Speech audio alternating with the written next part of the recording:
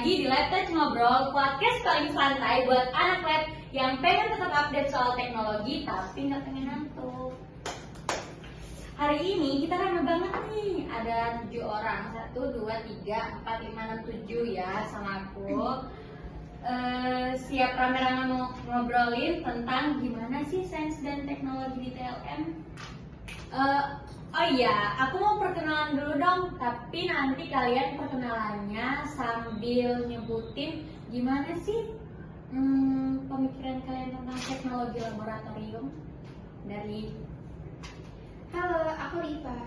Aku tuh kalau udah ngomongin alat lab yang canggih-canggih pasti seneng banget. Apalagi sekarang udah banyak banget alat lab yang canggih-canggih dan ngebantu banget kerja di dalam lab.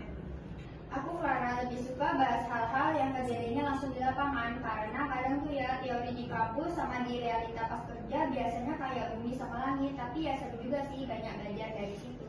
Kenalin, gue Galang yang bisa dibilang bagian paling pendiam di grup ini. Tapi tenang, gue juga sering dapat pencerahan tiba-tiba soal lab, terutama pas alatnya error. Halo, aku Desi. Tertarik banget sama dunia digitalisasi di lab karena sekarang gak cuma sampel yang diolah, tetapi juga data pasien yang sensitif banget. Buat Kiki, agak kalian dikit, biasanya suka bahas hal-hal yang berbau teori atau dasar ilmiahnya. Soalnya penting juga buat ngerti konsep, gak cuma jalanin alat doang. Dan aku Ainul, lebih suka bahas soal etika profesi, tanggung jawab kita sebagai tenaga lab, dan juga bagaimana kita bisa menjaga integritas kerja meskipun teknologi udah makin gila canggihnya. Oke, sekarang aku mau nanya nih, menurut kalian gimana sih teknologi TLM yang dulu sama sekarang? Jujur ya, kalau menurut aku, kalau dibandingin sama yang zaman dulu, teknologi lab sekarang udah beda jauh banget.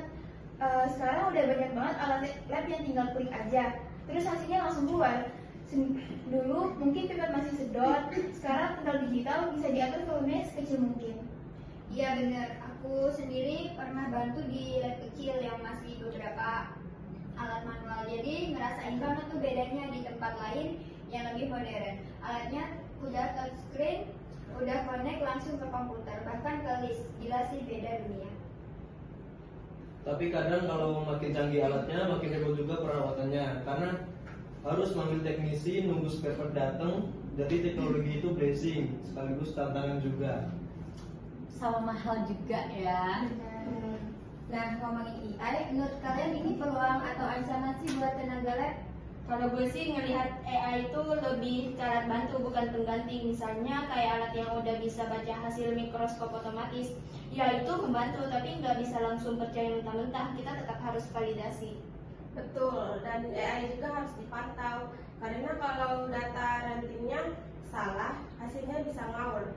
Jangan sampai kita terlalu percaya sama mesin, tapi malah bikin kesalahan diagnosa. Tapi harus diakui sih, AI itu bikin kerjaan lebih cepet tahu. Sekarang tuh udah ada sistem yang bisa baca aturan slide mikroskop dalam waktu beberapa menit. Tapi ya, tetap harus kita cek satu-satu sih hasilnya. Gua sih lebih percaya mata manusia ya dan feeling manusia. Tapi kalau buat bantu screening awal, ya emang keren sih.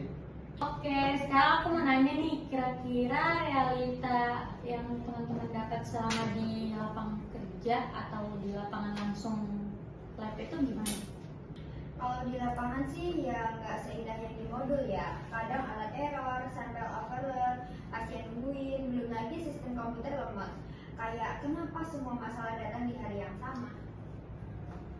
Setuju, kadang kita juga dipaksa kerja cepat. Padahal akurasi itu harus nomor 1, belum lagi tekanan dari dokter atau keluarga pasien yang pengen hasil instan. Itu dia, kenapa kita harus siap secara mental, gak cuma jago teori atau alat, tapi juga sabar, teliti, dan bisa kerja sama tim. Menurut kalian, sisi lain teknologi, data, etika, dan tantangan itu gimana sih? Kalau menurut aku sih, hal yang paling aku perhatiin sekarang tuh data. Karena hasil lab itu udah sering dikirim lewat mail, WA, atau bahkan aplikasi. Dan nggak semua orang ngerti bahwa itu data medis yang sensitif.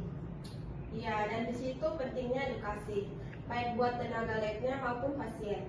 Kita nggak bisa sembarangan bagiin hasil, apalagi kalau ada nama dan nomor rekam medis di situ. Setuju. Sekarang kita nggak cuma jaga kualitas hasil, tapi juga jaga privasi dan etika profesional. Kalian juga sama gak sih? Kadang juga ada tekanan buat cepetin hasil pasien VIP. Padahal kan etika itu harus sama untuk semua. Kira-kira TLM masa depan itu harus ngapain? Menurut aku, upgrade skill teknologi jelas, minimal mengerti cara kerja list, software alat, atau sistem komputerisasi. Dan juga harus fleksibel, siap ditempatkan di mana aja dan belajar alat baru dengan cepat.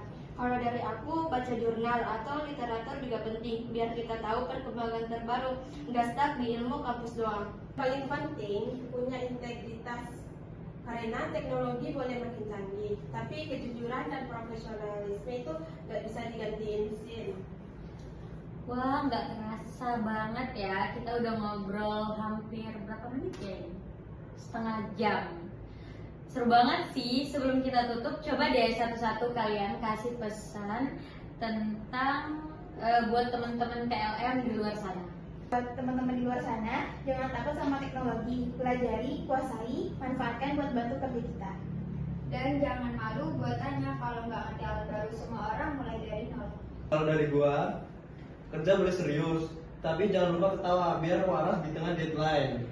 Nah kalau dari aku, itu jaga data pasien kayak jaga rahasia sendiri. Terus itu seperti jabatan buat kita.